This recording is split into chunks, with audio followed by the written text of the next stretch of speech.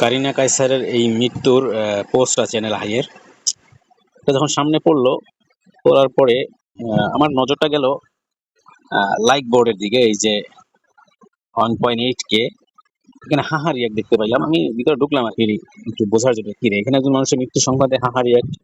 ওর সংখ্যাটা দেখে আরো তাজ্জব হলাম, পেলাম প্রায় 178 জন।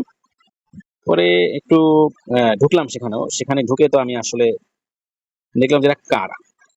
পরে যেখানে ঢুকি প্রথম জনের এখানে দেখতেছি লক করা, দ্বিতীয় জন এখানে দেখলাম তার কভার ফটো দেখলে বোঝা যায় সে নির্দিষ্ট একটা দলের অনুসারী। পরে ঢুকলাম তৃতীয় জনের ব্যক্তি, তার প্রোফাইলে ঢুকে বোঝা গেল যে সে একটি নির্দিষ্ট দলের আহ, অনুসারী, কারণ এখানে সার্জিস আলমের মানে এই ধরনের নেগেটিভিটি সে পোস্ট করে। এবং আরো অনেকে ঢুকে যা বুঝলাম আসলে এই যে দেখা যাচ্ছে মানে এরা নির্দিষ্ট একটা দলের অনুসারী। কি একটা অবস্থা! এই যে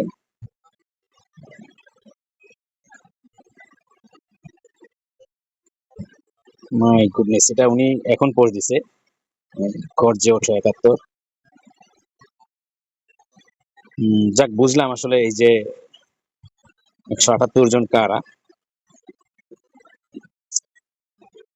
তো দর্শক বন্ধুরা, আপনারা কমেন্টে জানাতে পারেন কারো মৃত্যুতে হাসা ঠিক কিনা, যদি সে আপনার শত্রু হয়ে থাকে।